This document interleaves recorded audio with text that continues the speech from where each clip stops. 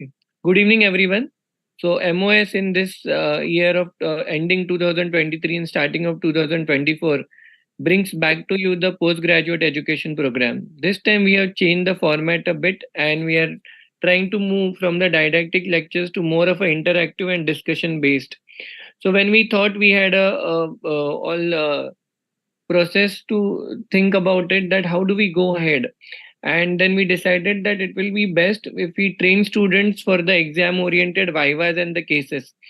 So to bring you the very first lecture, it's on the glaucoma subspecialty, and we will be having two students from our own GMC Aurangabad presenting cases on the same subspecialty. And we have a moderator, Dr. Sachin Dharwadkar sir, and we have the esteemed panelist, Dr. BK Nayak sir, who is ex-president of AIOS, MOS, BOA, and also the Glaucoma Society of India present president. He is head of the department at Hinduja Hospital. Very warm welcome, sir.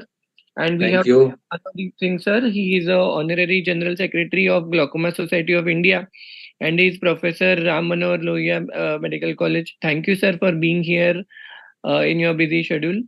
And we have Dr. Archana Varim, Thank you. Professor HOD of Aurangabad Medical College, a very enthusiastic teacher and a very active participant of the MOS.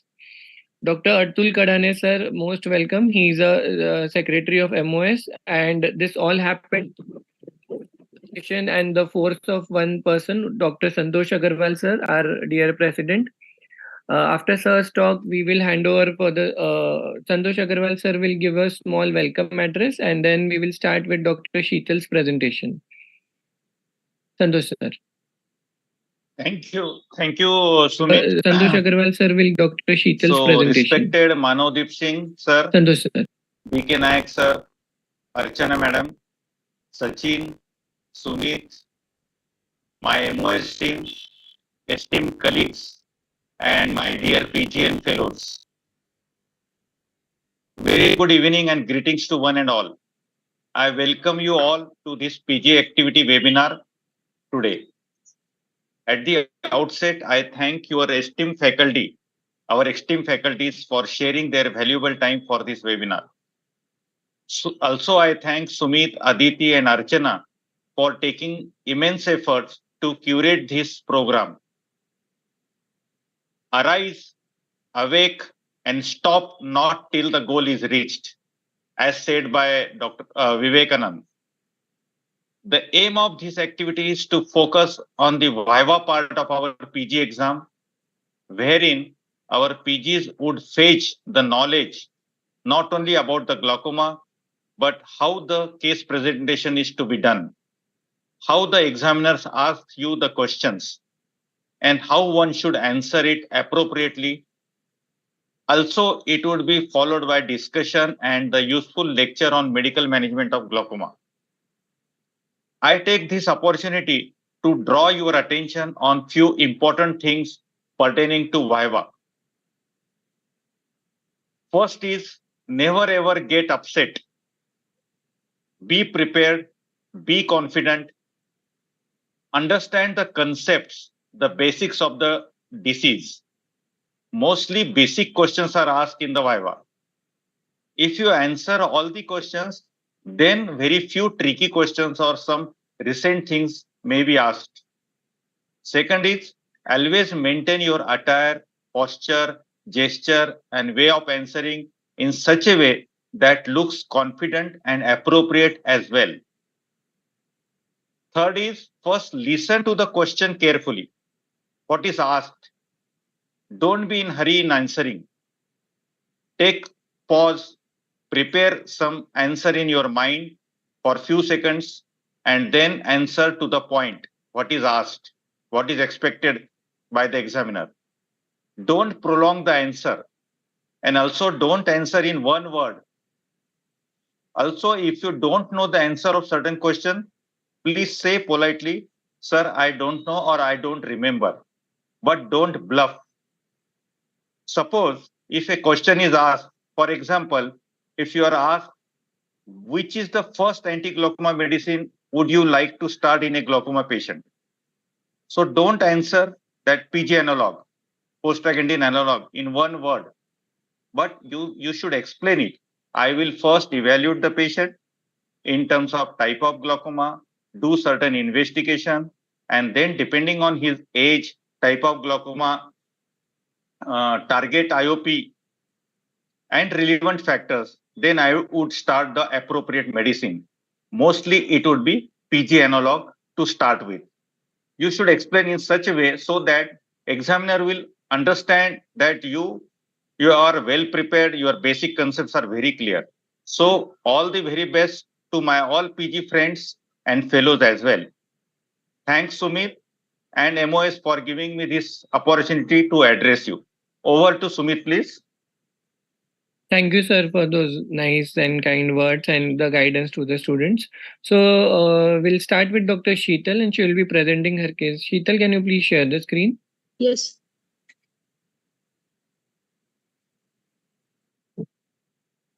Good evening, everyone.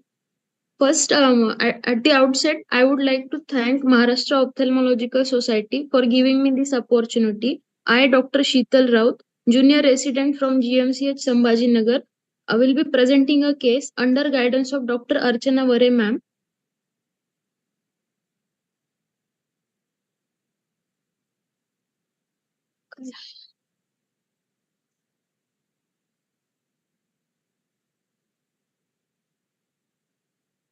A 55-year-old female came to ophthalmology OPD with chief complaint of diminution of vision in both eyes since 6 months. History of present illness. Patient was apparently alright 6 months back when she developed a diminution of vision in both eyes, which was gradual in onset, painless, and progressive in nature to reach the present state. There was no history of spectacle use. Past history. There was no history of similar complaints in past. There was no history of any topical or systemic drug use. Family history was not contributory.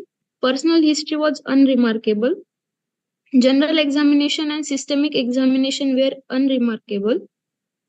Ophthalmic examination. The head posture, facial symmetry, eye alignment were normal. Extraocular movements in both eyes were free and full in all direction of gazes. No abnormality was detected. I will be describing findings of the right eye first. The visual acuity in the right eye was 636, which improved to 624 with pinhole.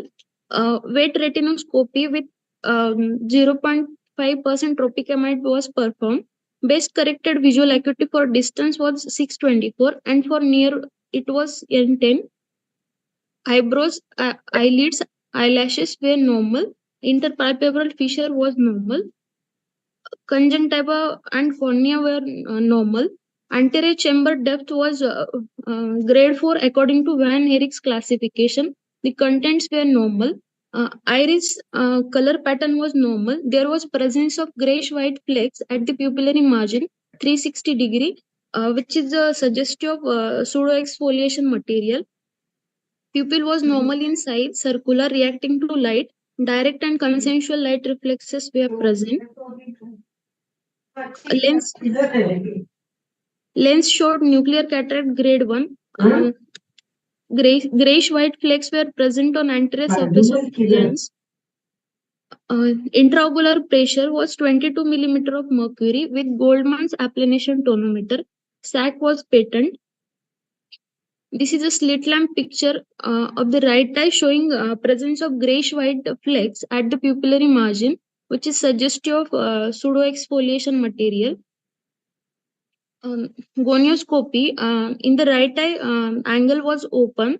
It was grade 5 according to RP center classification. All angle structures were seen till ciliary body, and there was no evidence of any abnormal structure or peripheral anterior synechiae.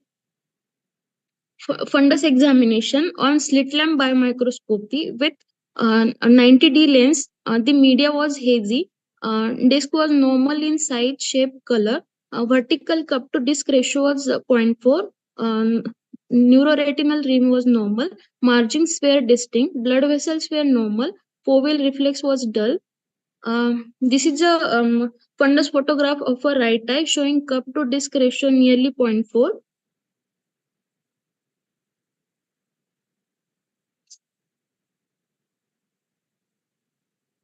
In the left eye, the visual acuity was 660, which did not improve with pinhole. Wet retinoscopy was performed. Best corrected visual acuity for distance was 660, and for near it was N24. Eyebrow, eyelid, eyelashes were normal. Interpalpebral fissure was normal. Conjunctiva and cornea were normal. The anterior chamber depth was grade 4 according to Van Herijk's classification. Content was normal. Iris showed presence of grayish-white flecks on the anterior surface and at the pupillary margin 360 degree. There was a presence of iris transillumination defects. Pupil was normal in size, sluggishly reacting to light. Uh, it showed RAPD grade 4. Lens, RAPD grade 2. Lens showed nuclear cataract grade 1 on dilatation of pupil with 0.5% tropicamide. There was presence of white flecks on the anterior surface of lens in typical bullseye pattern. Intraocular pressure was 26 millimeter of mercury with Goldman's applanation tonometry. SAC was patent. This is a slit lamp picture of the left eye showing a typical bullseye sign. There is a central disc of around 3 millimeter size with white flecks, and there is which is surrounded by intermediate clear zone, which is surrounded by a peripheral zone containing pseudo exfoliation material. Gonioscopy in the left eye, the angle was open. According to RP Center classification, it was grade 5. All angle structures were seen till ciliary body band. Pigmentation was seen along the trabecular meshwork and also along the Schwalbe's line, which is known as Sampolesi line. There was no evidence of any abnormal structure or peripheral anterior synechiae. Fundus examination with slit lamp biomicroscopy with 90D lens. The media was hazy. Disc was normal in size shape. There was presence of temporal pallar. Vertical cup to disc ratio was nearly 0.7. There was generalized thinning of neuroretinal rim. There was no evidence of any peripapillary atrophy, retinal nerve fiber defect, or splinter hemorrhages over disc. Margins were distinct. Blood vessels were normal, and foveal reflex was dull. This is a slit lamp. This is a fundus photograph of a left eye showing generalized thinning of neuroretinal rim, and vertical cup to disc ratio is nearly 0.7. Look, Sheetal, I'd like to stop you here for a second. Yes. First is, since it is a teaching session, you should never say yes. It's too impolite and arrogant. Yes. You should always say, yes, please. When we started, you started presentation, then also somebody told you to start presentation and you said yes. Yes is very, very arrogant. So in the exam, please be very, very polite. Right. Yes. So the thing which I wanted to ask you was this: what do you think is the cause of RAPD in this patient?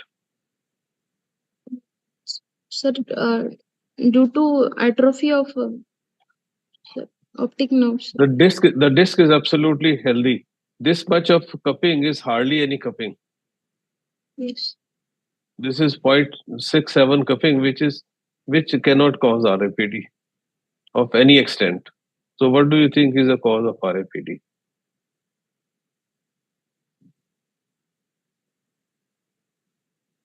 If RAPD is present, then this is not the cause. This is very clear. Yes. Yes. I hope other experts agree with me. Either it is not present and the examiner will catch you here. Either RAPD is not present or there is some additional disease. Yes, sir. Yes. Okay. So please, you should be able to answer this. Please go ahead. Okay. The provisional diagnosis for my case is both eye immature senile cataract with pseudo exfoliation, right eye ocular hypertension, left eye secondary open angle glaucoma.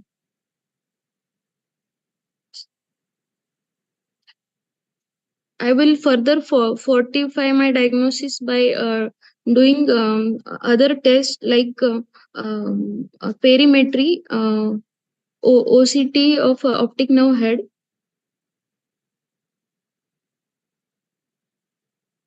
Thanks. So have you done perimetry?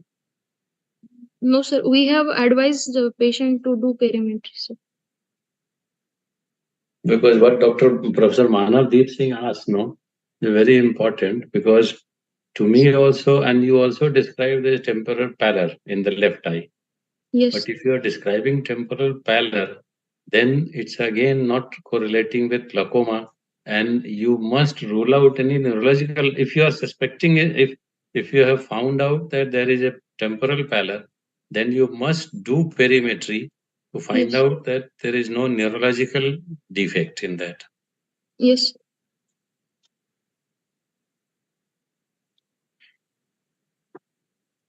And the cataract, because the fundus was looking very clear, the picture, fundus picture.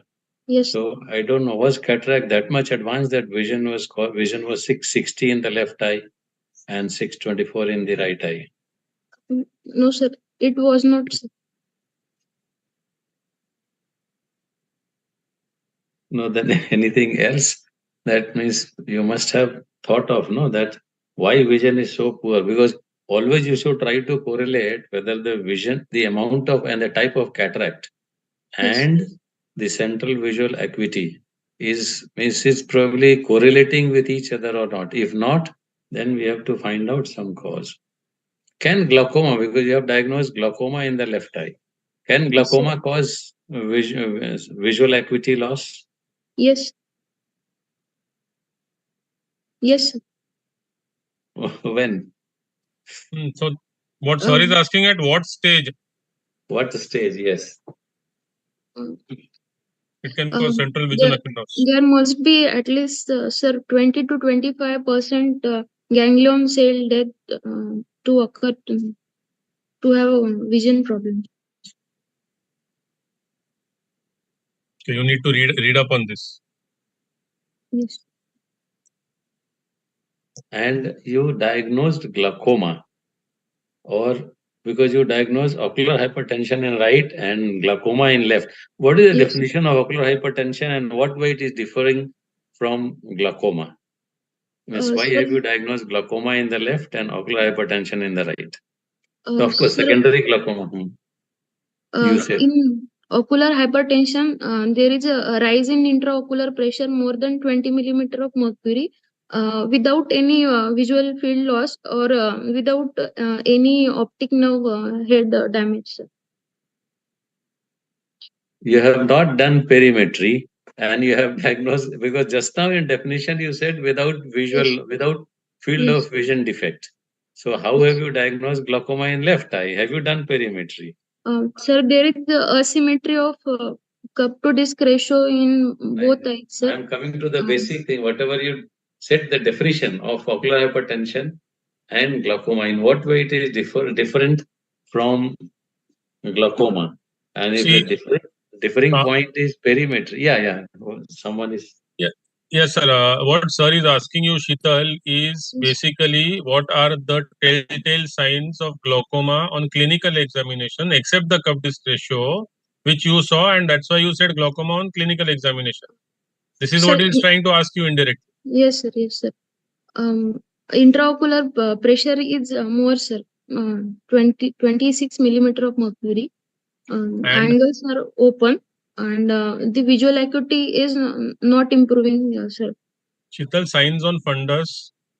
Sir, Apart there from cup is. disc ratio. Yes, sir. There is a vertical cupping is seen, and there is generalized thinning of neuroretinal rim on fundus examination.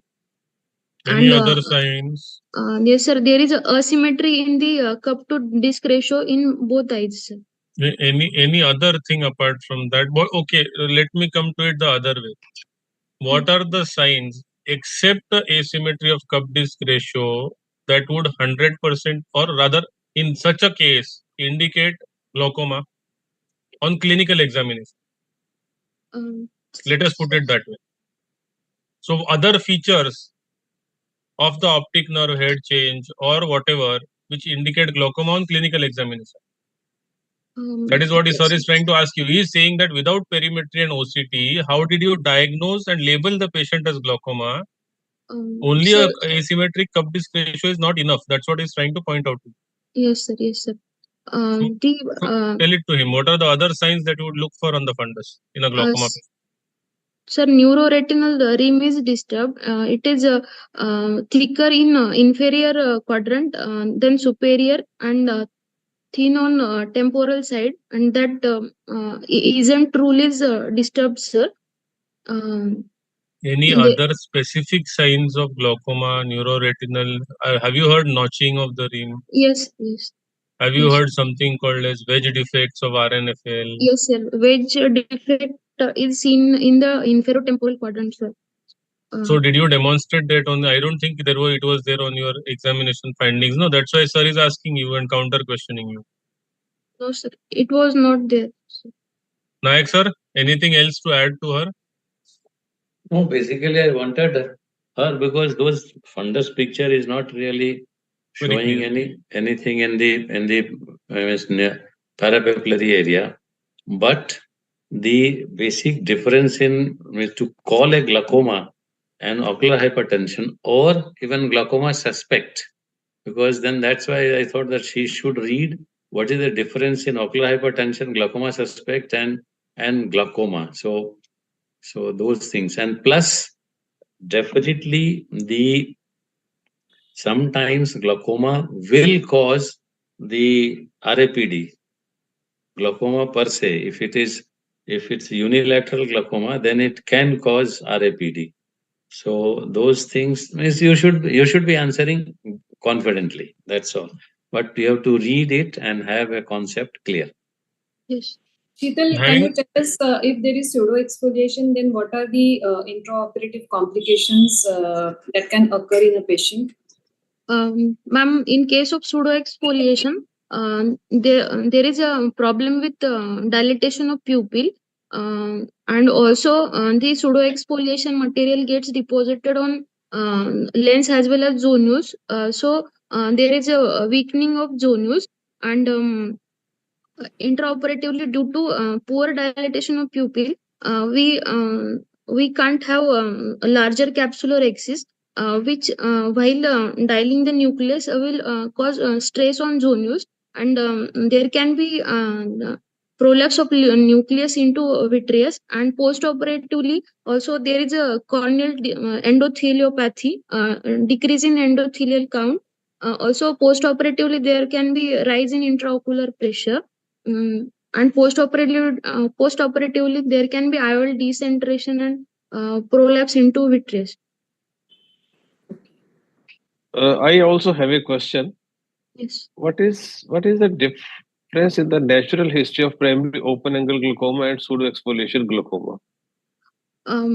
Sir, according to age, the pseudo exfoliation is seen after age of 60 years, and primary open angle glaucoma is seen between age group 40 to 60, sir. And there is a family history present in can be there in primary open angle glaucoma, but not seen in pseudo exfoliation. Pseudo exfoliation is age related. No, my question was little different. Natural history. I'm not talking of the causes or the age or anything. Once Yes. it has established, if there is a glaucoma in one patient, primary open-angle glaucoma, and in another there is pseudo-exfoliation glaucoma without treatment, how will the two behave? Yes, sir. The Progression and all those things. yes, sir.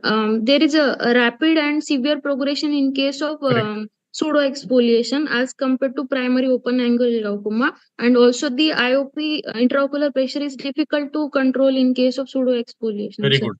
good. So this is what I wanted to know. Yes. And secondly, to be more accurate in this answer, how Yes, much is the average disease onset to blindness time duration in pseudo exfoliation versus primary open angle glaucoma? Onset of disease to near total blindness or visual disability. I don't Because know, sir.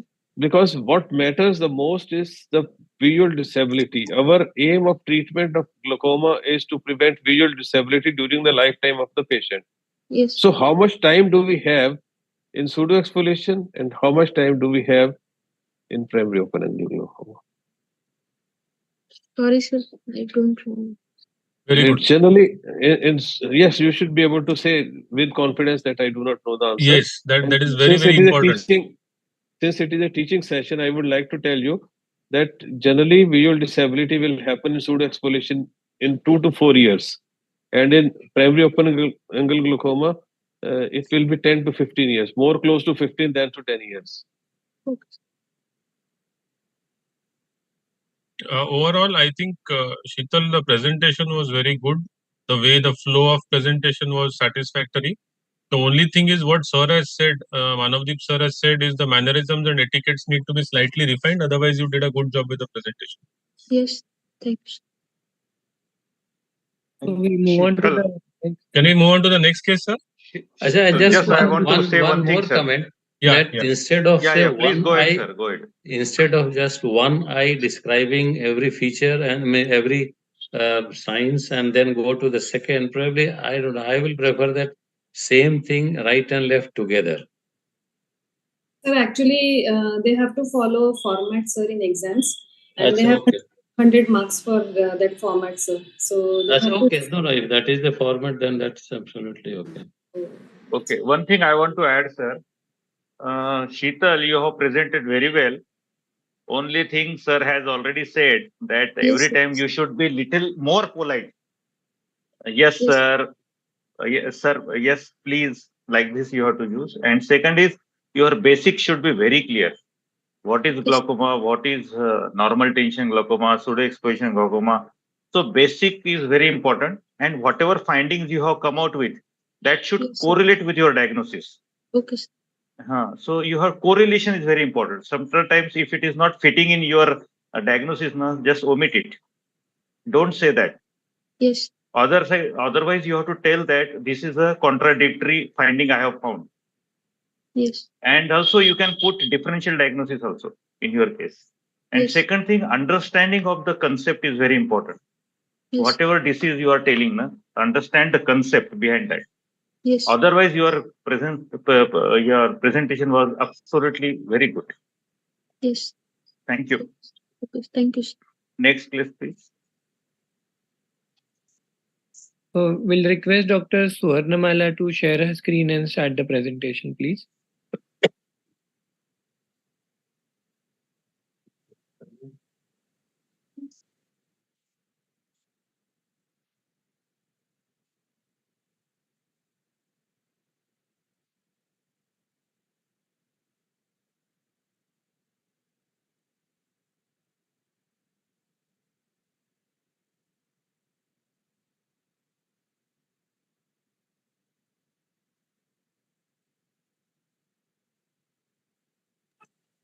Subramala? Yes, ma'am. Chalo, present. Good evening, everyone. At the outset, I would like to thank Maharashtra Ophthalmological Society for giving me this opportunity. I, Dr. Suvarnamala Hube, Junior Resident, and I would like to thank our HOD, Dr. Archana Varim.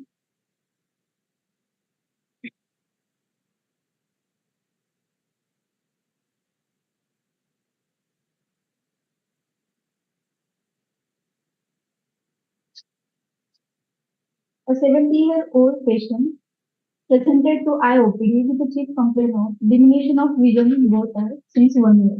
History of present illness.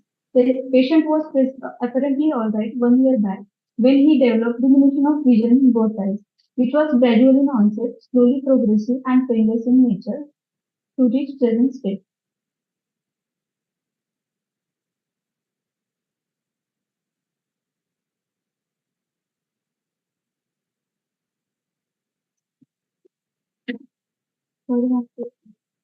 Now it will happen with your keyboard also. Okay.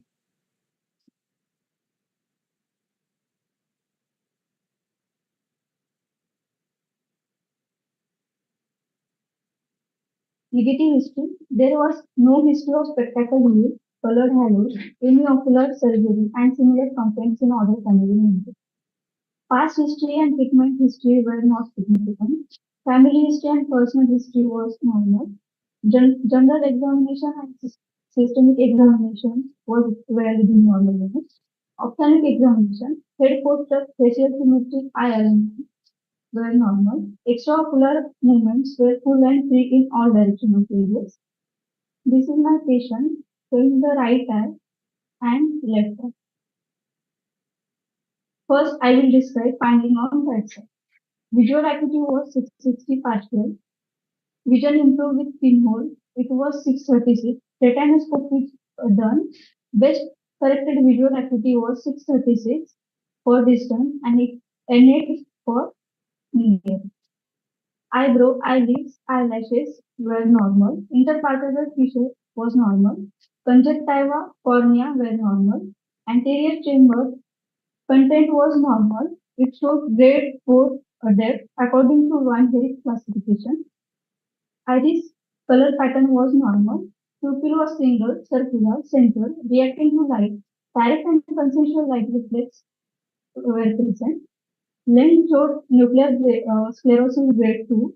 Intraocular pressure was 24 millimeter of mercury with Goldman application tonometer. SAC was present. On gonioscopy, anterior chamber angle was wide open. Grade 5 according to the RP center grading system. Angle structure seen up to the ciliary body band. Fundus finding on slit lamp biomicroscopy with 90D lens. Optic disc was normal size, shape with temporal pallor. Cup to disc ratio was 0.6. Margins were distinct. There was peripapillary atrophy present around the disc margins. Arterial-venar ratio was 2:3. Foveal reflex was there, and there was a tessellated background. This is a fundus photograph of right side showing the cup to disc ratio 0.6, and there was peripapillary atrophy with a tessellated background. This is a fundus photograph, a fundus diagram.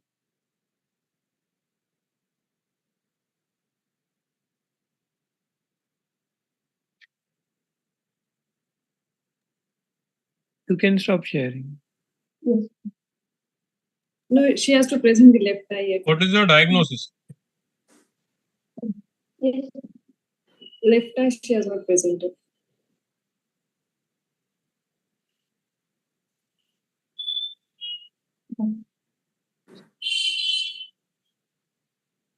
Sir, can I describe left side or I will continue with that?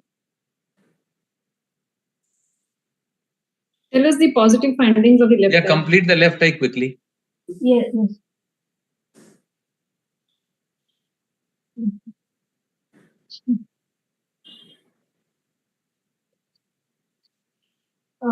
In left eye, visual acuity was 360, which was not improving with pinhole. Wet retinoscopy done and visual best corrected visual acuity was not improved for this term, and here it was improved.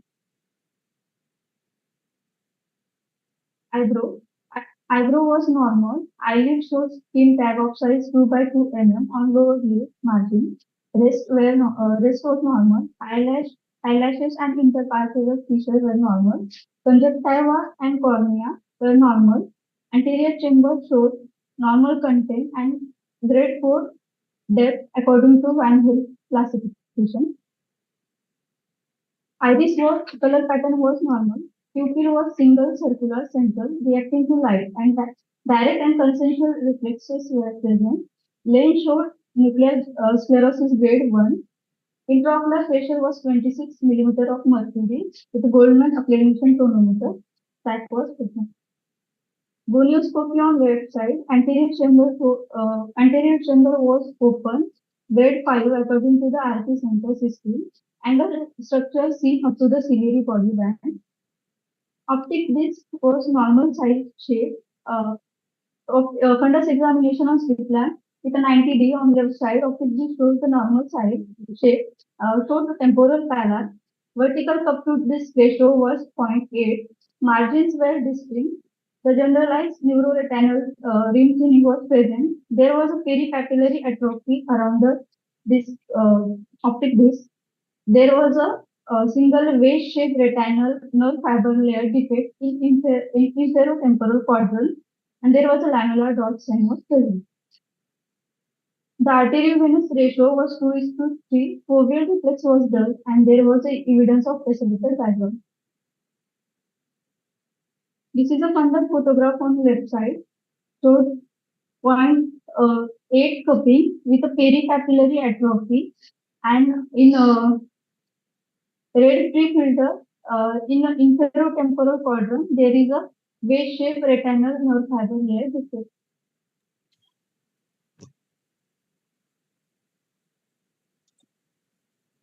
This is a fundal diagram on the left side showing the cupping, cup to disc ratio, vertical disc ratio of 0.8 with laminar dot sign and peripapillary atrophy. For this case, my provisional diagnosis, both are primary open angle glaucoma with immature centimeter. For further investigation, we investigated the patient for further. We advise OCT, optic disc, OCT RNFL, and visual field.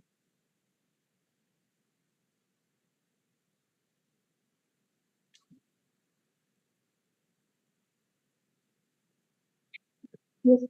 So again, I will ask the same question, similar, because in cataract you said right eye grade 2, left eye grade 1, but left eye vision was much less and didn't improve even after refraction. So why? Means, can you explain? Because you have seen the patient, so can you explain why?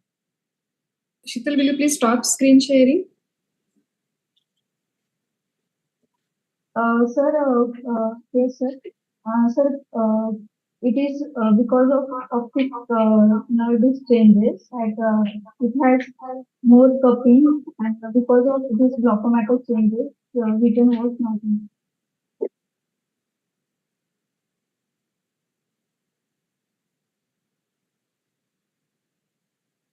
You have done perimetry? Yes, sir.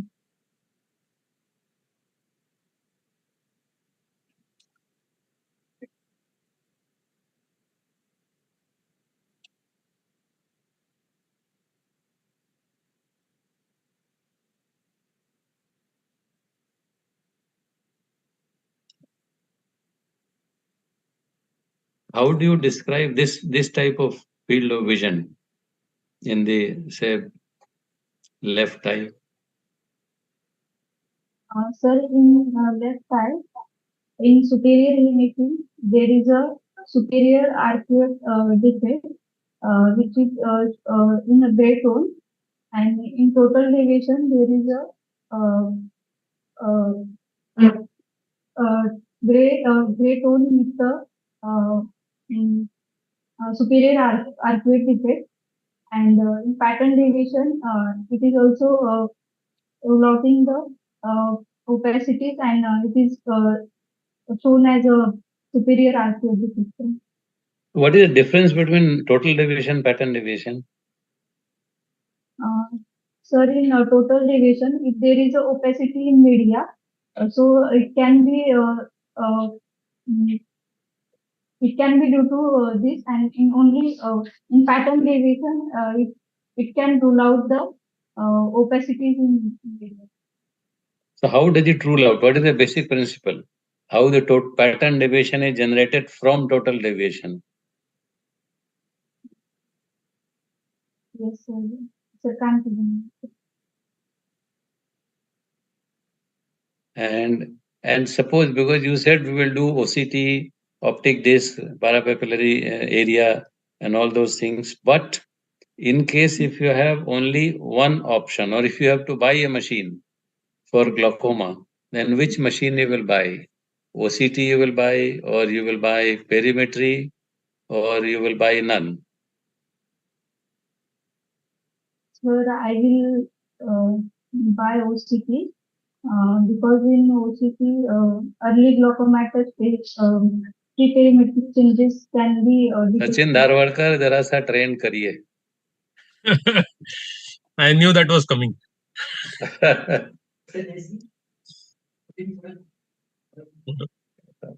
Yes. So may I ask a question? Yes. what was the indication of doing sac syringing in this case? The whole viva can totally divert by a single little odd thing. Why did you do sac syringing? Sir, recently, Why was sac syringing done? Manavdeep sir, in these cases for the exams, when they're describing the sac, can they describe roplas or something like that rather than syringing? Of course, Okay. of course. Syringing is an invasive thing. It should not be done unless there is an indication. If there is a block on roplas, only then it should be done. Otherwise, syringing is not to be done. Okay, please note, students, please note this, very important. And in any case, you are not to say this in the exams because you don't have time to do syringing also unless it is a sac case, which I think usually is not there. So, yes, sir. And there is roplas, another thing is about the visual acuity that Dr. Naik has also been pointing out. How can you call it BCVA? You see, because you have done refraction under mydriasis. Once you have done it under cycloplegia or mydriasis, you can't have BCVA. BCVA is after the PMT, for which you don't have enough time. And secondly, the pinhole visual acuity should be done after acceptance. On acceptance with the glasses, any further improvement possible should be tested with pinhole, not beforehand. Beforehand is just waste of time. yeah, so basically one thing that you should remember that when you're presenting, remember that again, which I told you is that there should be no rote learning. You have to be practical. In the exams, either you'll be getting a dilated pupil or you'll getting and mostly if you're supposed to see the fundus, you'll get the pupil which is dilated. So there you have to be very careful of what you write. No, There you but cannot, as sir said, there you can't write best corrected visual acuity. There you can't write whatever visual acuity is there, you have to write. You can't say BCVA or anything in such cases when the pupils are and no, but actually, there one, they there have once I'll anterior just segment come in for a cases. second. That Yeah. what Dr. Manavdeep Singh said, that pinhole vision, what is the role? Means in routine examination, it should be always done, Manavdeep. Otherwise, how will you know that when a patient has come with poor vision? So you segregate in two categories. So that is always done. Pinhole is means once you're doing refraction, that's a different point to do at that time also. But during examination, it has to be done pinhole vision. According to me, I don't know if other teachers. Actually, they have anterior segment cases, posterior segment cases, and a complete case wherein they have to examine the anterior segment as well as the posterior segment. So for that, they have to do the anterior segment examination. And when they have posterior segment case, then only they get a dilated pupil. Otherwise, they have to examine the patient entirely. Yeah, so the important thing that they should remember is when they are presenting, you have to be alert. So when there is a posterior segment case, it should not come as a flow, pupil was reacting to light and central and whatever. So they have to be mindful of what they are doing. That is the only thing that we need to point out to them. So say what you see rather than saying what is there in your mind as a matter of a pattern learning. That is what you have to understand. So in the tension of the exam, sometimes these mistakes might occur. So they have to be vigilant about it.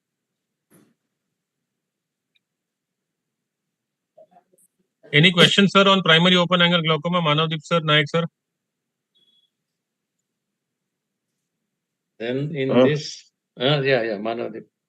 No, sir. Actually, Sachin was supposed to be prepared with the questions. You are supposed to ask questions, and we Sir, were supposed to.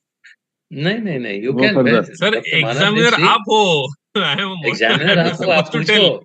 what they are describing, you have to ask the question.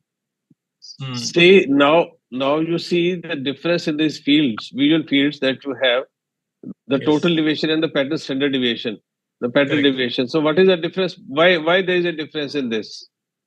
How do you explain this difference? No, that she said no in the beginning, that because of media opacity, but I asked another question, that how does this, what is the basic principle behind this total and pattern deviation? That was how it is generated. So this she could not answer. So yeah, so that is supposed to be known. That's for Suvarnamala has to know how the calculations are arrived at least in theory. So that's very important, because the moment you go onto these charts, then you should know everything about them. Yes. What are the signs of hard and soft signs of glaucoma in Suvarnamala, where are you? Yes, sir. Yeah, please answer. So what sir is asking. the signs, the hard signs or the signs of acquired cupping? They are also known as the signs of acquired cupping or the hard signs on the optic disc, and also the soft signs of glaucoma in optic disc. Sir, if the cupping is not progress, it can be called as also.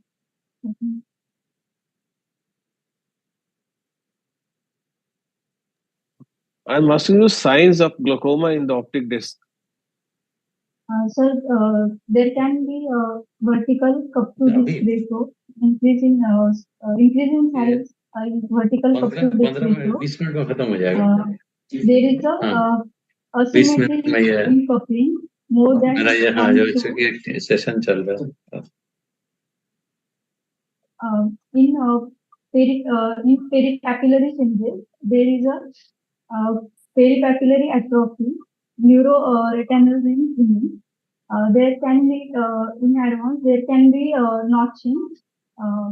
In vascular changes, there can be nasal shifting of blood vessel, bayoneting of blood vessel.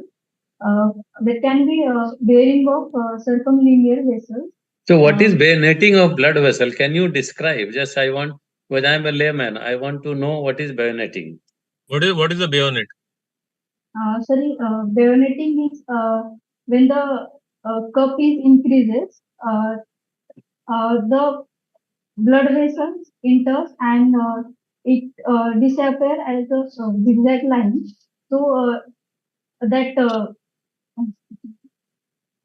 enter and mid disappear, so that it shows shape of bayonet. So it's called as bayoneting. So if you have to describe, how just describe one sentence and it will tell exactly you understand. That the same vessel which is there in the bed of the cup and on the surface of the neuroretinal rim, it will not be in this straight line. There will be a offset, just like a bayonet. Have you seen bayonet? Yes. So so if you describe that, then why it is produced, that is different, because of the cupping which is going deep. So that's why it disappears in between, and there is no it doesn't remain in the same line. Yeah, go ahead. What is bearing of blood vessels? Sir, bearing of circumlinear vessel. The normally circumlinear vessels traverses in the reach of margins of the optic disc. When optic curve is increases in size, it bears the vessel and it comes in the surface of the optic curve. No, what did you say last sentence? Sir, due to the enlargement of the curve, the vessel that is present in the margins of optic disc, it's bare and it is it is in the on the surface of optic curves. Bearing. Bearing means normally it lies on the surface. If the surface, suppose if there is atrophy, so it will shrink. So the blood vessel will remain and as if it's hanging in the air, hanging without support. That is bearing.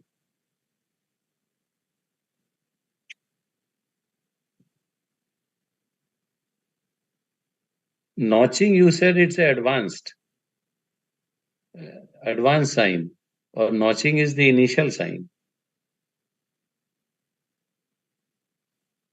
What do you mean by notching? What do you mean by notching? Sir, if there is a neuroretinal thinning, the cup is it is a focal thinning of neuroretinal vein. So, So normally the margin of the cup is continuous, uniform, whether it is circular or oval, but it is continuous. If at one place, if it deviates outside and then again the same line is continued, then that is notching, that is local notching and notching. So that is the initial sign, that is not the sign of advance. Sir, I think for want of time, we'll now switch on to the OSCEs because we had only this much time for the case presentations. So I think Sumit, can you just Yes, sir. So we have 10 OSCEs and the specific questions related to that. And Sachin sir and Archana ma'am can ask that 5 for each. No, I think Archana madam can ask, no problem. She can go ahead. Ma'am, is that okay? Archana madam, is that okay with you? Where is she? Yeah, it is okay with me. Okay, okay. I have shared the screen, ma'am, and I will be going ahead. Request to the panelists that we have these specific questions in the OSCE, but if you want to add something or ask something or provide certain tips and regarding the same, you're most welcome, sir. So I'll be starting. Can you move the screen because I don't have. Sheetal, you are ready? Yeah, first 5 questions I think should go to Sheetal and next 5 to a minute of OSCE. Sheetal, please let's start. Okay, so Sheetal, these are 2 pictures, and what do you see in figure A and figure B? And you have to list 2 causes. Yes, ma'am. We can, in the first image, we can see new blood vessels over the iris, and in second image, we can see blood vessels in the anterior chamber angle. The causes for this is central retinal vein occlusion, and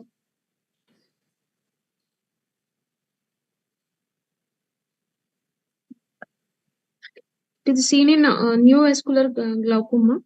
No, neovascular is a sign. Neovascular glaucoma is a result of something. So, yes. What are the causes of neovascular glaucoma? Because of this, there will be neovascular glaucoma. Not that because of neovascular glaucoma, this will.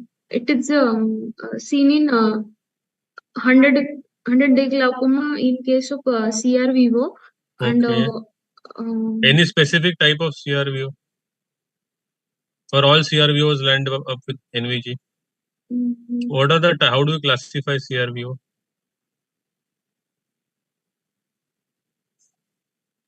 I don't know. Okay, ischemic and non-ischemic, no? Which will land up, now tell with common sense, which will land up with an NVG? Ischemic or non? You can also answer if she doesn't. Which one, ischemic or non-ischemic? Ischemic, sir. Okay. So what other causes of fundus ischemia are there which you enlist as cause of this condition? Yes. What are the other causes of fundus ischemia? Commonest. India is the capital of the disease. Diabetic retinopathy. Yes. So see, proliferative diabetic retinopathy. Yes. You have to be very specific. Ischemic central retinal vein occlusion can predispose to neovascular glaucoma. Very simple. Yes. Isn't that crisp and clear? So examiner doesn't have to come and keep on pointing at you. Okay, madam, next question can we take? Yeah, line of treatment, madam has asked. So one of you can answer line of treatment. Sir, we can do cryosurgery, and we can also do laser. Sorry? Cryosurgery. We can't hear you. What did you say? And second, besides this, whenever you're describing, don't say these pictures as neovascular glaucoma, by the way. Call it as neovascularization of the iris and neovascularization of the angle. Because there is no glaucoma in the picture here. Nobody has given you intraocular pressure values and fundus findings. Okay, so what are the causes of iris and angle neovascularization is the ideal question. and the answers would be what I told you. So the treatment, what you said, I didn't hear you. Can you be quick? Right. 2 modalities of treatment. The cryosurgery. Would that be your first answer? No, what is he telling? Diathermy. Cryosurgery. The cryosurgery. Would that be your first answer in 21st century? Yes, Shital. Anything else you want to add? No, cryo where? Must just ask Sachin. Cryo, if she is telling where.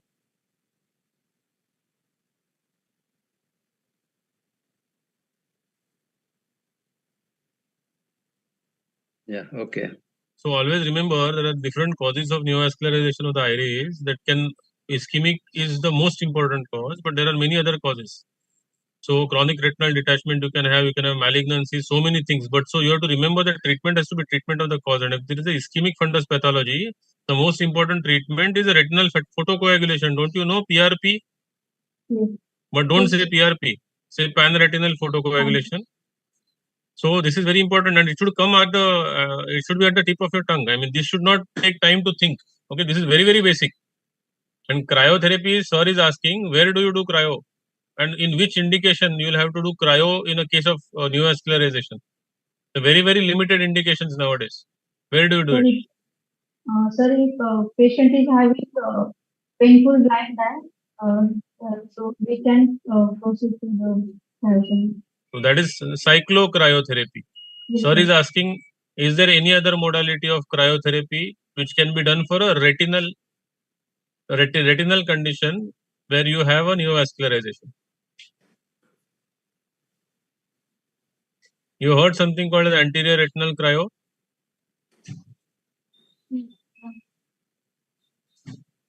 Okay, I think we'll leave it at that. We'll go to the next question. You'll have to read up on this. Okay, we can't Yes, keep yes, answering, yes. otherwise the whole day will go here. So we'll go to the next question, madam. Yes. Okay, so the next question is for Sheetal. Sheetal, there are 2 figures, figure A and figure B. Yes, ma'am. So what do you see in figure figure B, and what is the diagnostic triad of pigmentary glaucoma? So that answer. In the first figure, we can see some pigment deposition over the corneal endothelium, and in second image, we can see a transillumination defects in the iris. The triad of pigmentary glaucoma is a pigment deposition over corneal endothelium, which is known as Krukenberg spindle, pigment deposition in the trabecular meshwork, and iris transillumination defects. What do you mean by she stripe? Do you have any idea about it? Yes, ma'am.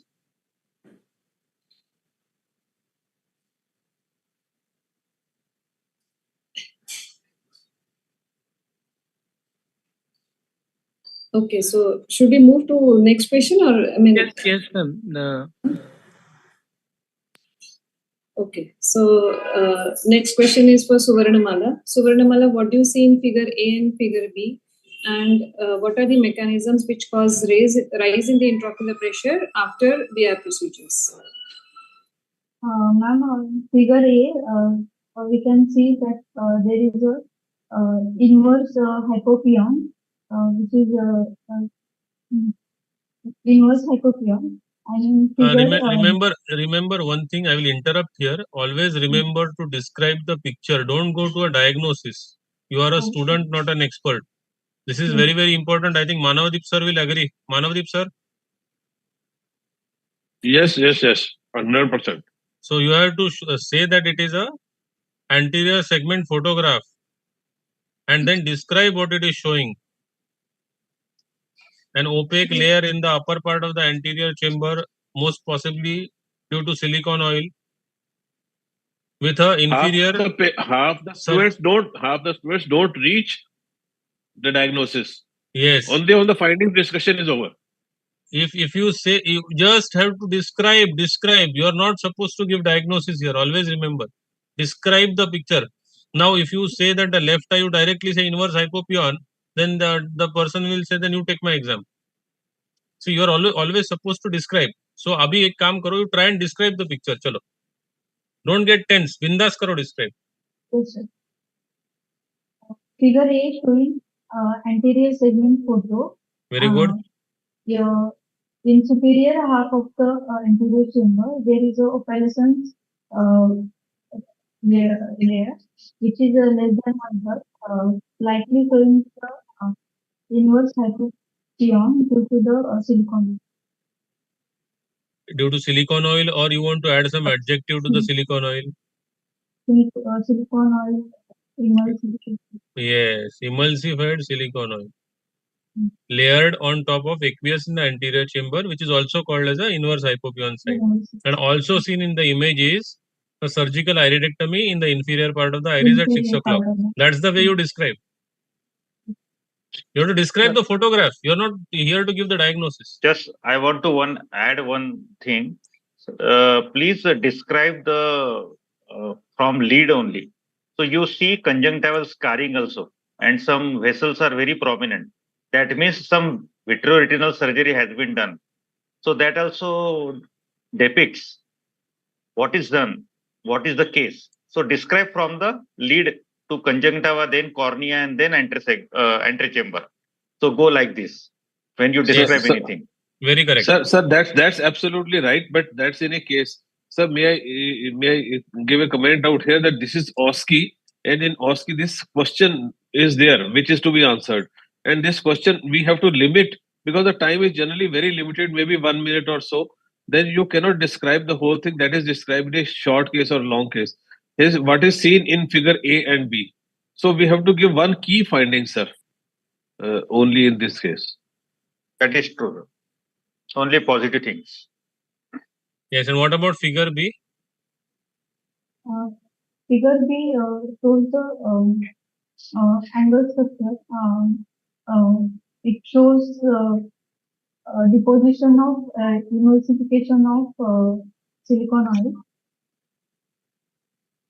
and second, yes, sir, deposition of emulsification silicon.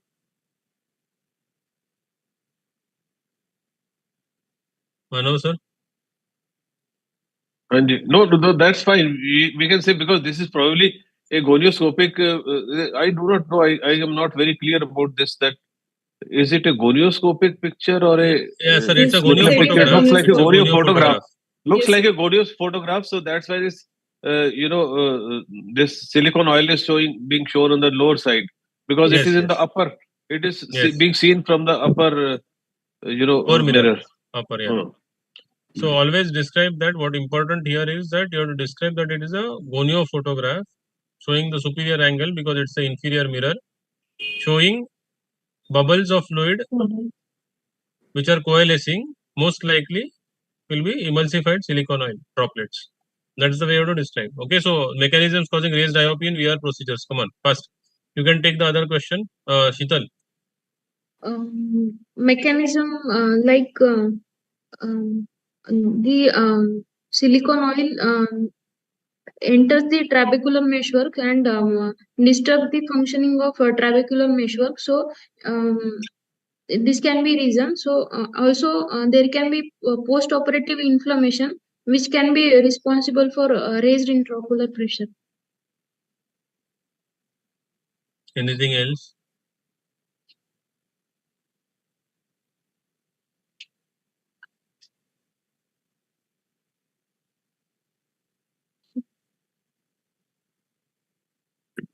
We have briefed the answer in short, just to save the time.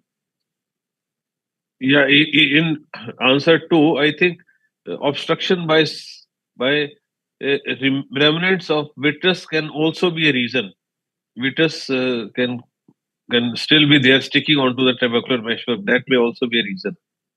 So always, whenever there is a description of the causes, then you can easily differentiate into either a secondary angle closure or a secondary open angle type. And in the open angle type, you can decide between a pretrabecular and a trabecular block. When you divide in this way, you will never forget because it just fill in the blanks then. You have to go very, very systematic. When does secondary angle closure occur in vitreoretinal surgery? Now that I have given you the bifurcation, you just start reading up and make the fill in the blank so that it gets plastered in your memory, because otherwise we'll run short of time. Because I think we have a medical management lecture also after this. Okay, next question. So this is an anterior segment picture. So see, 64-year-old male patient came to our OPD with history of on and off redness, and there was blurring of vision in the left eye. And on examination, the intraocular pressure was 24 millimeters of mercury. And you can see the old KPs, there is no AC reaction, and the disc shows glaucomatous cupping. And the gonioscopy showed scattered peripheral anterior synechiae.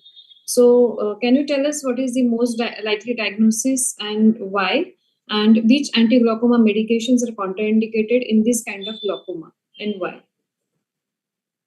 So, the next question is for Sheetal. By seeing this picture, most likely diagnosis for this case is a secondary glaucoma, secondary to uveitis, and the anti-glaucoma medication contraindicated in these cases are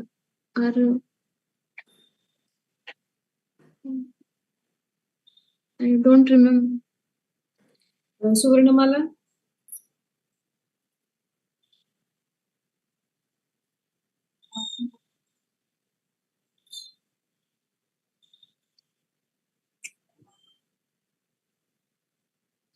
Can we prescribe PG analogs in this patient? Prostaglandin analog, can we prescribe them? No, ma'am.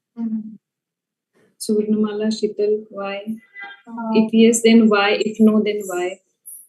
Prostaglandin analogs can increase the anti-derivative. So, with contraindicated and this.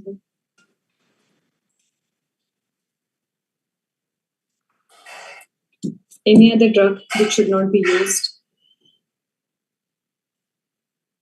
Biotics are contraindicated.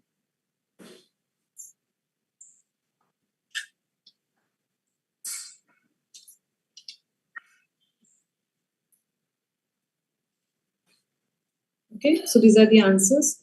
Okay, so now this is see this picture carefully, and what type of blade is this, and what test is done to check the blade leak, and name any two blade grading systems.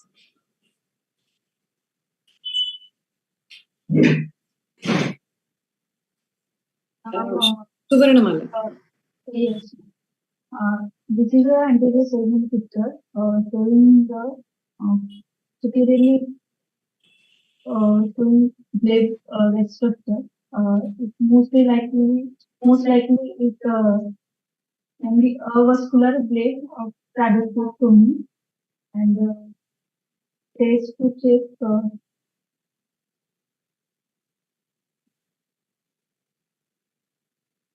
I can't remember this now, but grading system is a Moorfield grading system, which is used for grading. Sheetal, can you answer which test is done? Simple test. No, ma'am. What is Siegel's test? Yes, ma'am. Siegel test is used with fluorescein strip. We can apply fluorescein strip, and we can check it for the leakage on slit lamp with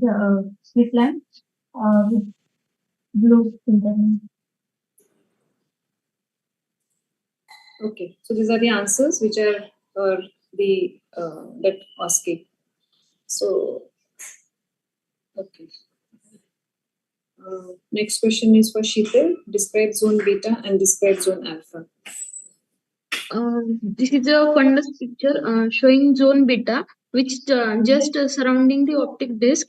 As the RP do not reach the optic disc, this zone is seen. And when it is present all around the disc 360 degree, it is called halo glaucomatous.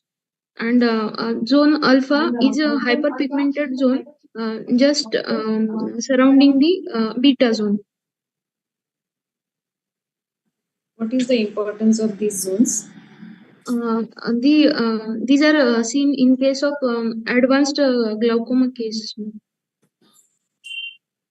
Sir, you want to ask, sir? Manodip, sir? These are soft signs or hard signs in glaucoma, and which of the two is more important in the diagnosis of glaucoma, alpha or beta? Beta zone is important. So whether this is a hard sign or a soft sign for glaucoma?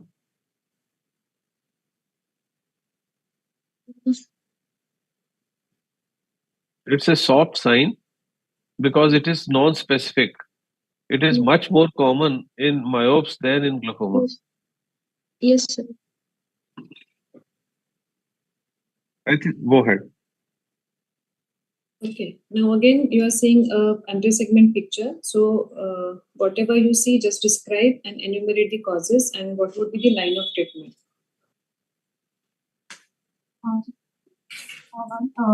Picture showing the it is an anterior segment picture showing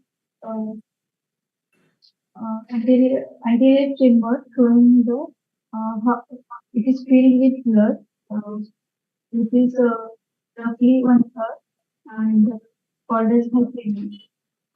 Causes it can be due to the trauma. It can be due to the vascular disease like anemia, sickle cell and bleeding disorders. The line of treatment, we can advise vitamin C. In case of hyperemia, there is a obstruction of trabecular mixture, so the IOP can be increased. So we can prescribe Kimoda as an any anti-glaucoma. Do you want to drain this? Yes, if it is not resolving and the pressure is not controlled, we can parasympathetic. Sir, your comments, sir. Manodip, sir. See, this case, you can see the absence of the crystalline lens, and you can see a peripheral surgical iridectomy in the upper portion. So this may not be trauma. This may be simply a post-operative hypema because of the surgery which has been done. And you have to know the pressure and how much duration, for how much duration, how much the pressure. It's the pressure, raised pressure because of hypema, which is the cause of blood staining of the cornea, which is the cause of visual disturbance. And please note that this blood staining of the cornea can be permanent, and it is generally permanent and causes permanent diminution of vision.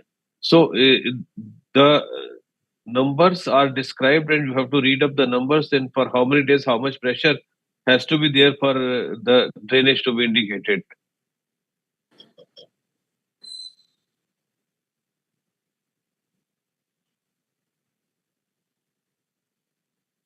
Okay. Now in this OSCE, you have to identify the field defect and see carefully. And does this correlate with the given optic disc picture? See carefully and then take your time and then answer.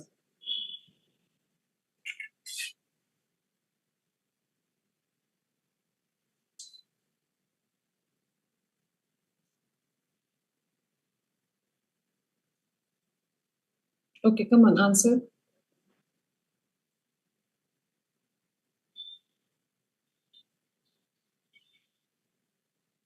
Ma'am, the under photograph picture showing the total cupping and the field superior upwards photoma. So I think it does not relate to this given. Okay. I think we are running short of time. So should we go ahead to the next OSCE, or Sachin sir, you want to say something about the... So you're mute. We can go ahead. No problem. Okay. Now, Sheetal, see this picture carefully and then identify the anterior segment findings and what are the indications of glaucoma drainage devices. In the this anterior segment picture, we can see peripheral iridotomy at 12 o'clock, and the indication for glaucoma drainage devices are when the glaucoma is not controlled with medical management by anti-glaucoma medications. We can prescribe glaucoma drainage devices. Also, when Do you prescribe a device or implant a device? implant device.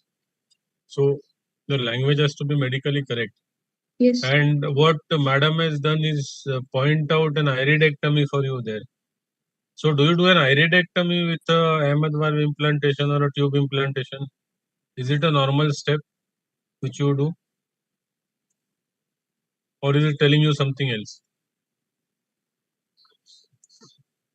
No, this is a brownie point question if you can answer.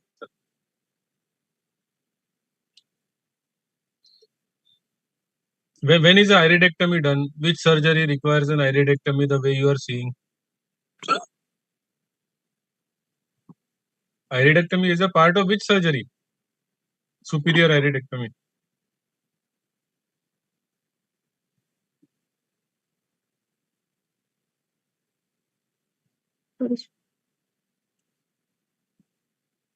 Isn't it a part of a trabeculectomy? After doing a trabeculectomy, don't you do a peripheral iridectomy? If you have to read this up as senior residents, you have to know steps of trabeculectomy, and at least it's the very basic thing that you should know. Yes. So basically, Sachin, I like to point out a few things out here. Yes, sir. First is the answer given was this is iridectomy. The answer should have been it is a surgical iridectomy. Number one. Number two, it was said it's 12 o'clock. It is not at 12 o'clock. It is at 12:30 to 1 o'clock. The center of the iridectomy, which is a typical site of supranasal, is a typical site of for trabeculectomy, and supratemporal is a typical site for tube. So this is definitely a right eye in which this has been done. So you should be able to comment that this is a right eye. Yes. Not only other things. And of course, this tube is little longer, and if the guava can go to the harmful effects of, if it is a long case, then the harmful effects of a long tube, on that the viva can take a turn. Just a few comments. These were the few comments I wanted to give. And you can see a scar also. So this is scar out here above the surgical iridectomy. So this is definitely suggestive of a past trabeculectomy which has either failed or has not been sufficiently effective and required a tube implant later on. Okay. Please go ahead.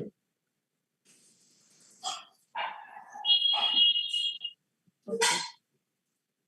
Next. So this is a 54-year-old male patient who was operated for trabeculectomy 2 weeks back, and now he comes with redness and pain. The vision is 6/12. Then there are cells in the anterior chamber 1+.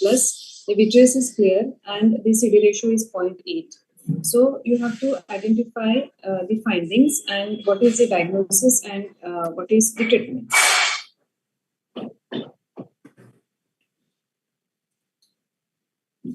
The anterior segment finding in this picture, we can see avascular bleb, and there is a severe congestion, conjunctival congestion.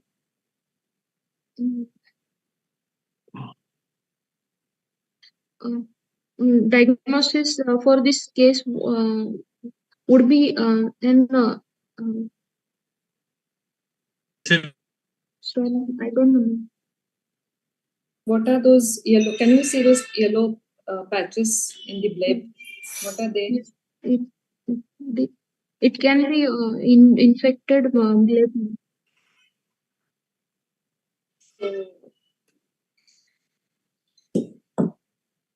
What is the diagnosis?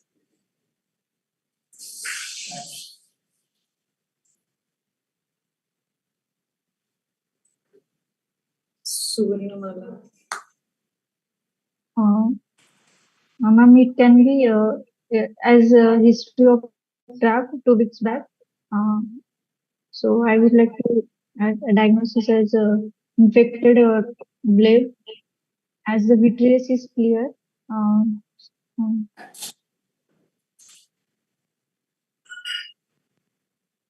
Will you call it infected bleb, or is there any medical terminology for it?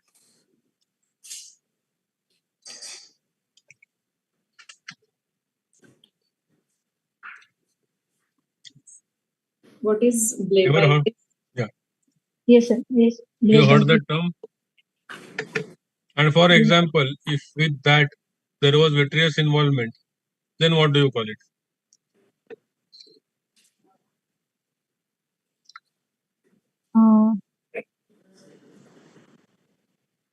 endophthalmitis. And suppose this vitreous clear is not written out here, then still can you call it it's blebitis and not endophthalmitis? Can you still say so based on any other finding written out here? Sir, AC cell was 1 plus. No, it's something else. See, it is a visual acuity. Just to save time, I'll just Yes. explain here. If this is a patient post jab 2 weeks, in 2 weeks, this is most probably a bacterial infection, and 2 weeks bacterial infection, if it is endophthalmitis, would have gone, the visual acuity would have gone to a much lower extent. Yes. Right? So it's a visual acuity which is most important. Even for the management, even for indications of vitrectomy, in case of endophthalmitis, whether you want to give intravitreal injection or you want to do vitrectomy, it's a vision which is the most important parameter. Yes.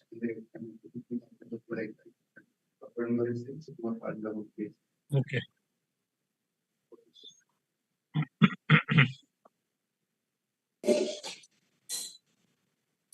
I think I must comment, Dr. Archana, you have done very hard work, beautiful cases and wonderful OSCE, and with very nice collection of very, very typical cases.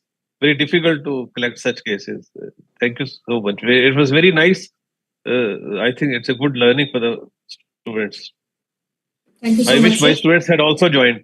I So we'll send you the YouTube link. You can Yeah, we'll have the YouTube link. We'll have a recording for this. Okay. come to the last section of the session, and we have lecture consultant Dr. Manavdeep Singh sir about medical management glaucoma. When I was inviting sir told me that it is generally a 40-minute lecture, Sumit. I said, sir, for exam going, we need to curtail and give important points. So sir has agreed upon that. Very thank you so much, sir, for that. And I would request sir to start with his lecture for us. So I'll share my screen. Yes.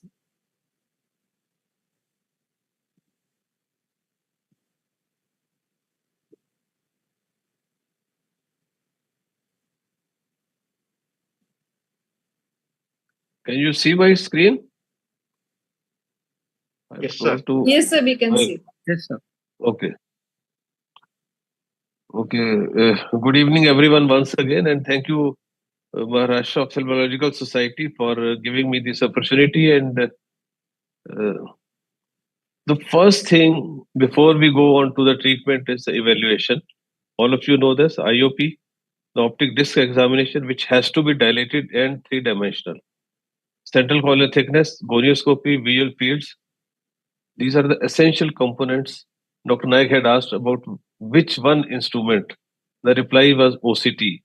OCT is because of the financial reasons, because it serves a purpose for the retina also. But in glaucoma, OCT comes the last because it has got really practically very little role in established glaucoma. It is only in the pre-parametric or the very early stages that it is of use. The diagnosis has to be confirmed, the variety type of diagnosis, type of glaucoma, and whom to treat.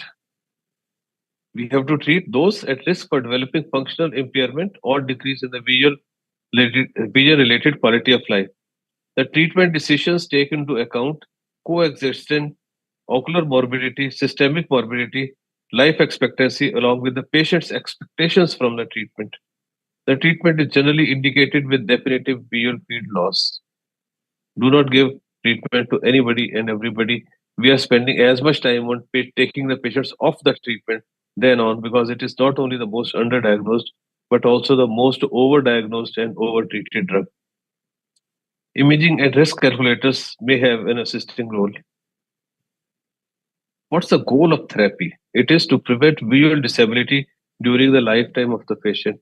It is not to treat intraocular pressure. It is not even to treat glaucoma. It is to prevent visual disability during the lifetime of the patient, I repeat. The decision to treat should consider age, family history, intraocular pressure, and all those findings which we have discussed. And the assessment of treatment over a period of time requires not only intraocular pressure, but also visual functional and structural tests. Function is tested by visual fields, and structure is tested by either disc examination or fundus photography or OCT. All these three components are, in fact, they are only one. They represent only one thing, and that is the examination of the structure. The rate of progression is of fundamental importance in deciding the treatment and the target pressure.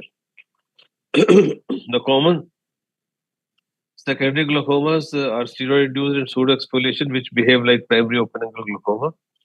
In most of the other secondary glaucomas, pilocarpine is generally contraindicated, and atropine may even be indicated. Glaucoma people use atropine more often than retina people, and it's a drug of choice in neovascular glaucoma. I have seen prescriptions of pilocarpine in neovascular glaucoma. Please don't do that mistake ever. So we'll first go to, mainly we'll be discussing the primary adult glaucomas, that management, medical management, which is a mainstay of therapy in these cases in the open angle glaucoma. And in primary angle closure disease, we do PI, and then we treat like primary open angle glaucoma. Surgery is required more often in these cases, and all kinds of treatment is, these glaucomas, the primary angle closure glaucoma patients are less responsive to treatment. The general guidelines for the target intraocular pressure are that high teens, it should be in high teens when there is early damage at high IOP in a low risk patient, and it should be in mid teens when there is a moderate damage at high IOP in low to moderate risk patient. In low teens when there is advanced damage at high intraocular pressure in moderate risk patient, or moderate damage in a high risk patient. It should be very low in advanced damage at low intraocular pressure. So this is a classical picture taken from the European Glaucoma Society. What I want to point out here is that there is always a physiological loss of the ganglion cells, which is like this. Once it is diagnosed, this loss has already taken place this much. And if the disease continues without treatment, this will progress like this, the ganglion cell loss, because it has come from here to here like this. However, our aim of treatment is to bring this parallel to the normal physiological loss. We cannot bring the loss to zero. We can only bring it to the normal physiological loss with the aim that there is no visual disability during the lifetime of the patient. So these are the groups of the drugs, which I will not go into details. You will have to read books for them. So what is how we start the therapy? Beginning of the therapy, the choice of drug. Usually we should start ideally with a single drug. And that drug should have maximum efficacy, high compliance, low side effects, low frequency of instillation, and reasonable cost. PG analogs and beta blockers are the first choice. And we may add a systemic drug initially if the IOP is very high at presentation.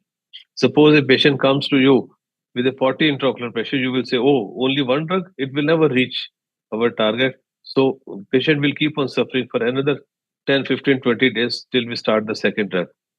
No, the answer is give that patient, don't let the patient suffer. Give Diamox along with it, so that by the time patient comes to your second visit, the patient will have stopped Diamox for 2 days, and the effect of Diamox will be over by that time, and you will know how much is the efficacy of that single other drug that you had given topically. And unilateral trial is something very important. Most of us do not practice this, but this can be very useful. So with these findings, I think PG analogs, they come out to be the first choice, obviously, and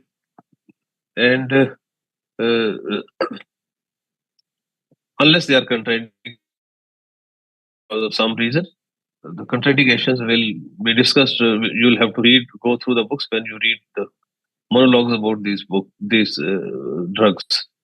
So it is once a day. IUP fall is 30-35%. It can be combined with most of the other drugs. But one must remember that they are not effective in 10% population. So that is the benefit of giving a single drug. You will know that this drug is effective or not effective. Contraindications include the macular edema because of any cause, intraocular inflammation, recent intraocular surgery. That also is because of inflammation. Cost is not a real major issue. You will know if you study the economics of these drugs, the cost is a much higher issue, which actually is not effect. The side effects generally mean hyperemia, eyelash growth, and something which is described much less is the orbital fat atrophy. This is underestimated, but is much more common, most common with bimatoprost, then followed by travoprost, and least with latanoprost. And periocular pigmentation, this is well known. The beta blockers are generally the second choice, unless PG analogs are contraindicated. They increase the trabecular flow. Intraocular reduction is to the tune of 20 to 25% twice a day dosage, compatible for combination with all other groups. But the problem is when there are systemic comorbidities, they are contraindicated in history of bronchospasm, overt cardiac failure. Remember, MI or ischemic heart disease is not a contraindication. Rather, beta blockers are the drug of choice for ischemic heart disease. It is a cardiac failure which is a contraindication. Depression, young males, because it reduces the sexual performance. And tachyphylaxis is something very important, which is more common if it is used single without any combination. Tachyphylaxis is the reduction of the efficacy of the drugs, and with beta blockers, it generally takes 1.5 to 2 years for this to set in. The alpha agonists, they are given, if used singly thrice a day, IOP reduction is less than the earlier two drugs. They have a very high frequency of side effects. In almost 30% of the patients will have some kind of problem. The dorsal, this is actually a slide showing both alpha agonists and carbonic anhydrase inhibitors because they are the third line drugs. The dorzolamide causes stinging, brimonidine causes ocular surface and periocular allergy, and this allergy comes 1 to 2 years after the use, which is very important to remember. Brinzolamide is the most innocuous of these drugs, but is least effective too. The alpha-2 agonists may also have effect on episcleral venous pressure, and hence they may be useful in normal tension glaucoma. So in normal tension glaucoma, which are the three drugs which are most useful? These are PG analogs, these alpha-2 agonists, and the Rho kinase inhibitors. There was a very big hype about the neuroprotection caused by these drugs, but it has been proven that they practically have no neuroprotective effect. The systemic carbonic anhydrase inhibitors, that is estrazolamide, are contraindicated in sulfur allergy because they are sulfur drugs and metabolic acidosis, and they can cause alteration in the electrolyte balance. Unless a potassium supplementation is given, a patient can die on Diamox within 7 days. Not will die, but may die, can die. I have seen a patient dying in 7 days. Pilocarpine is the ultimate drug. Please do not underestimate this drug. It is effective both in angle closure and open angle glaucoma. And remember, when nothing works, this drug works. So try it out in difficult cases. The common side effects include browick, meiosis, and its related problems like in cataract surgery, and they can cause induced myopia. But of course, the most important is the browick, which settles in a week, 10 days time. But in the beginning, you must inform this to the patient. Now, this is the most important few slides. The treatment algorithm, the principles start with PG analog. Most innocuous is latanoprost and tefloprost. Tefloprost is no more available in India. Followed by non-selective beta blockers. They are more effective than the selective beta blockers. When require more than one drug, generally prefer fixed dose combination over individual drugs because it is convenient. It minimizes the exposure to preservatives available in the present in the drugs, and they reduce the cost. All of these factors they lead to better compliance as well. The target, if it is not achieved with two bottles, or if there is intolerance to drugs, then it is an indication for surgery. Now, triple drug combination have also become available. There are reports for and against, and we are still not sure because it was introduced just 2-3 months ago. So this is the most important slide of this presentation. Start with PG analogs. If the target IUP is achieved, then you have to see whether the drug is tolerated or not tolerated. If it is tolerated, continue the drug. Your headache is over.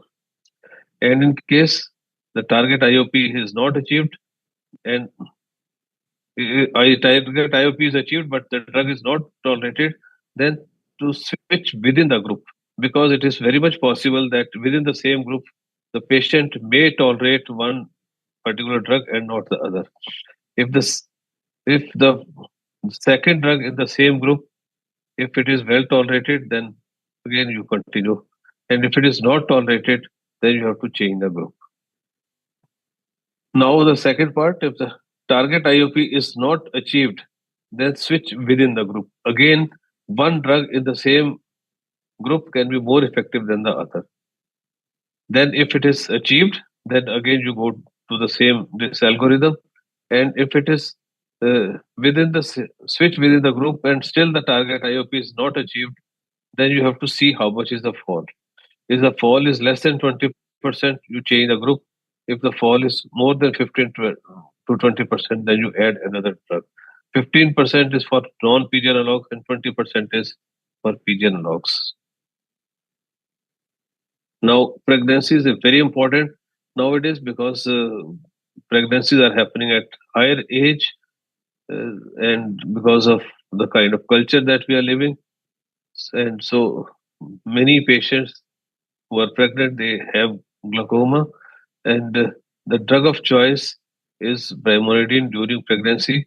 However, this is contraindicated in the lactating mother or after the childbirth in pediatric age group.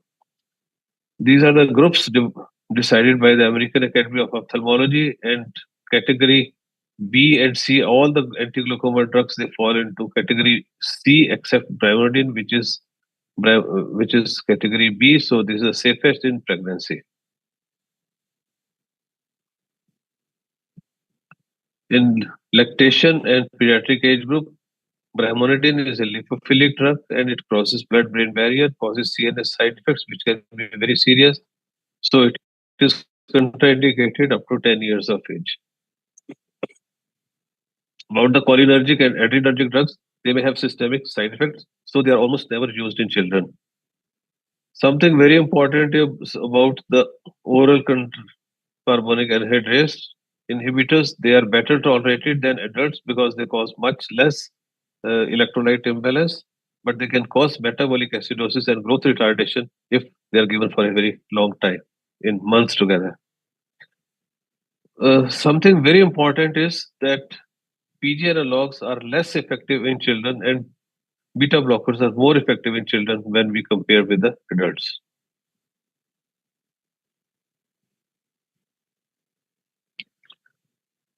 Please remember that compliance is the most important drug because the drug only has not to be prescribed, it has to be used, only then it will be effective. And this poor adherence and discompliance are very, very important issues. It has been studied, studies have proven that it is only 70% of the prescribed doses are actually taken.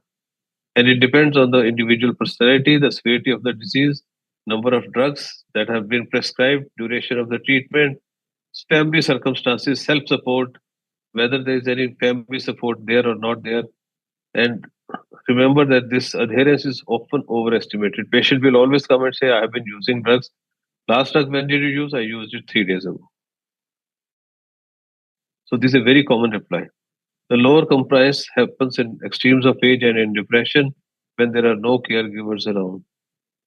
Many cannot instill the medicine themselves due to poor vision or physical or mental barriers. So you have to guide them specially. And we have from our team a movie named How to Apply Eye Drops. It's a 2 minutes, less than 2 minutes movie. And this is the YouTube link for that. You can tell your patients to go through this. The management protocols now for the primary angle closure disease. Please see that this is not primary angle closure glaucoma. It is primary angle closure disease, which has 3 components: primary angle closure suspect, primary angle closure, and primary angle closure glaucoma. I am sure all of you by now know the definition of these. So the angle closure can be appositional or synechial. It has to be differentiated by 4-mirror gonioscopy. The blotchy pigment is a sign of iridotrabecular contact in the past. That is a past closure. So this is one has to remember. It's not only synechial. A blotchy pigment is also a sign of past closure. The pathophysiology is the pupillary block, which is the most common mechanism in the primary angle closure disease. The pupillary block is the mechanism. These eyes are which are prone to primary angle closure glaucoma. They are always in the relative pupillary block. Wherever there is some triggering factor, they go into the actual pupillary block. The actual pupillary block happens when there is provocation, like when the pupil is mid-dilated, and the patient may keep on having subacute attacks in darkness, in emotional stress, horror, coffee intake, and all. And the sleep induces meiosis, so the subacute attack, it gets obviated. Once there is an acute attack, the intraocular pressure goes to more than 40 and the sphincter ischemia develops. Once there is sphincter ischemia, the sphincter stops responding to pilocarpine. So you have to bring down the pressure to 40 by other means for pilocarpine to be effective, which is the real treatment for these cases. And the permanent treatment, of course, is a peripheral iridotomy by YAG laser. So, but you must remember that PI is effective only in cases of pupillary block angle closure glaucoma. No other kind of, there are other kinds of pupillary block, non-pupillary block angle closure glaucomas also, like the drug induced, or some other methods are also there. It is not effective in them. The indications for laser peripheral iridotomy. Now, see, this is you have to know, okay, after doing laser iridotomy, I have to use the drugs just like in open angle glaucoma. The same treatment regime has to be followed. But when to do laser peripheral iridotomy, that is very important. All cases of primary angle closure, you know the definition, and primary angle closure glaucoma, they have to undergo laser peripheral iridotomy. The confusion is only in the primary angle closure suspects. You cannot do, it is not cost effective and it is not really indicated because maybe only 1 to 2% of the patients of PACS will go into the visual disability during the lifetime of the patient. So you can't treat 90 patients for getting very fit in 10. So, which are the indications of this include the fellow eyes of the patients with acute attack or PACG. I mean, PACG in the other eye. Critically narrow angles, that is less than 10%. Symptomatic patients, that is evening low brow aches. These are suggestive of subacute attacks. If there are pupillary rough changes on the slit lamp examination, presence of glaucoma fleckles, these are also signs of the present of the past closure. And if the patient cannot come for follow-up, patient goes to the village, will come in 10 years, patient may be blind by that time. So curative, do the curative procedure. PI is curative at these stages. Please do it. Always err on the side of doing it rather than not doing it because the procedure is quite innocuous and the benefit can be huge. In case there is a need for frequent dilatation, again, dilatation can lead to acute attack. So please do this. The location of it is typically the best location is nasal, but it's the presence of crypts, because many of these patients don't have crypts. If the crypts are present somewhere, anywhere, inferior, nasal, temporal, anywhere, do it there, because you will require much less energy for those cases. Keep a record of the energy used and all. Acute attack, you'd give intravenous mannitol. Once the IOP is below 40, then use topical pilocarpine to constrict till the pupil is constricted. That is the end point of treatment. And of course, PI has to be done once everything is controlled. Oral acetazolamide, 1 tablet, 6 hourly timolol can be given till the pressure is controlled, in addition to the pupil becoming myosed. Please remember that these eyes get inflamed during the acute attack, and topical steroids are to be instilled 4 times a day to reduce associated inflammation till PI is done. Avoid immediate PI because your eyes are already inflamed. So this is the algorithm for primary angle closure disease, occludable angles. PSC, PSCG, you have to do PI in all, and in PSC in the indicated cases with the indications that we have already discussed, and then you follow up with intraocular pressure and examination of the patency at 1 hour, 1 day, and then 1 week. During this time, you give the patient steroids and pilocarpine for 4 days out of 7 days. Why? I have done 3 studies back to back and proven that unless the initial pressure is high, you do not need to give any brimonidine on any other hypotensive agent in addition to pilocarpine during the period of during the post PI period. So it is not really required. You give only pilocarpine, that also twice a day, so that the the iris remains stretched and the PI doesn't get blocked. And I stop it in 4 days, 4 days, 5 days, and then on 7 days I examine. Then I check the patency first. Once it is patent, then I check the IOP, do the gonioscopy again, whether the angles have opened or not, and then you see the dilated intraocular pressure by dilating it with plain tropicamide, and then the dilated disc evaluation is done. So that completes the clinical examination of a case of angle closure disease. Just to summarize, medical management is the mainstay of management of primary adult glaucomas, whether open or angle closed. The target pressure should be defined before starting the treatment in any case. Stepwise treatment, starting with a single drug with switchover and then add approach, is the way to go. Treatment of each patient should be individualized, and the treatment regime should be simplified for the best compliance. And in post peripheral idotomy, management of primary angle fluid disease remains similar to primary angle closure glaucoma. And angle closure glaucoma responds poorly to medical as well as surgical treatment when compared to primary angle closure glaucoma. Thank you very much. Thank you, sir. That was really a superb lecture, the lucid one, which covered everything. I can say it's a summary of multiple textbook and your years of experience. It is really a good asset to have, a lecture to have in the MOS library. Thank you so much, sir. And I would also like to thank Archana ma'am especially, and the Dr. Sheetal and Dr. Suvarna Mala, as they presented very well, and we had given them notice for presentation just 5 to 6 days back, and they prepared their cases. They didn't say no.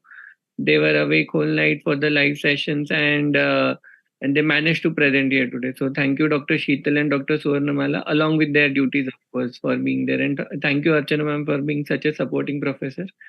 I would like to hand over to Dr. Atul Kadane sir for the vote of thanks in the end. And just before that, yes, just Sumit, I want to just what impression I have got from the presentation of our PGs is there just they have presented very well. They ventured to present it before so many stalwarts and audience and all PGs who are watching this.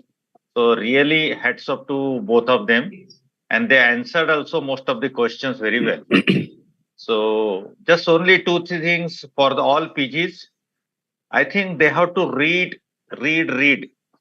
and not only read, just understanding the concept. Always ask how, why, to everything. Whatever science sir was describing, bayoneting sign, bearing of why it happens.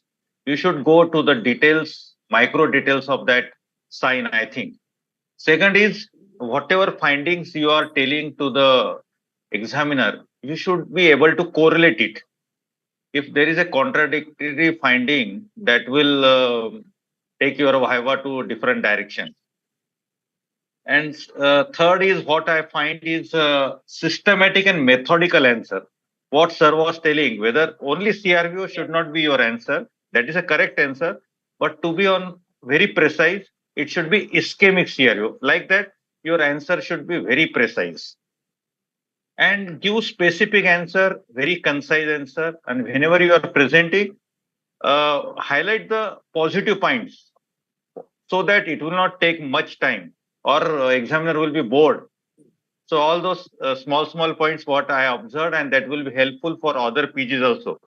Overall, it was a very fantastic, I think, viva and presentation by sir also. I got a few points from sir's presentation. Definitely that is useful for in our day-to-day practice of glaucoma. Thank you very much. So Sir, over I would like to say Atul. 2 points, a few seconds only. Yeah, One please, is sir. that in the exam time is limited. The more the number of questions you reply, the more you will get the marks. Because everybody will get say 10 minutes or 12 minutes or 8 minutes. And more that you answer within that time. So as you rightly said, you have to be very precise, concise and crisp in the answer so that more number of questions are asked from you. You should try to not reduce, but increase the number of questions asked from you. So that is one part of the story. And the second is that do not keep on repeating the same answer. If you do not know the rest, suppose you are asked about the causes of something, do not keep on repeating the answer which you have already given. That is very irritating to the examiner. So, and secondly, do not tell something which has not been asked, because it may be wrong. And in the mind of the examiner, he has already given you negative marks if you have spoken something wrong. So please speak only to the extent that has been asked. And also one more thing, be confident. Whatever you are answering, say loudly little bit and be confident. Whatever you are saying. Okay, over to Atul, please. Yeah, thank you, sir. Indeed, it was a very good activity, and I always say you should not. We also take much more information or get an input from Dr. Manodip Sang sir and Dr. B.K. Naik sir. It's always a pleasure to hear them. And you all are PGs are lucky that before going to the exam, you get a chance that what is going to be the exam.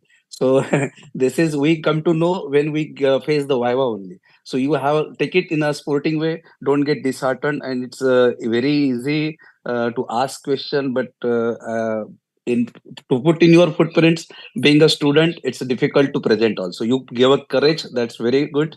Thank you, Manodip Singh sir. Thank you, B.K. Naik sir. Dr. Sachin. Thank you, sir, for moderating the session. Dr. Sumit, you are the man behind the whole show. He has taken so much of efforts to make this happening very nicely. Dr. Archana Madam, thank you. Thank you, President, and thank you to all PGs who attend this session. Thank you, Entod, for supporting us in these PG activities. So see you soon again in the next PG activity coming. We will inform you soon. Thank you. I think the center of the program was Sumit also. Sachin, the PGs must know one thing, that on the day of examination, they know the maximum. Examiners has not studied anything. Yeah. Very right. So they know the maximum, so they have to be confident because they know the maximum. Yeah. I think we should thank Sumit also, who was the center point behind all this. He's been that's yes, I said like a pivot in the whole program. Yes, and also, sir, that OSCE was very nice. The credit goes to Archana also. Archana. Very well prepared. All OSCEs. Entirely hers. Thank you. Okay. Thank you. For today. Thank you so much, everyone, for spending your evening with me. Thank you. Thank you. Good night. Good night, everyone. Good night, everyone. Okay. Thank you. Good night, sir.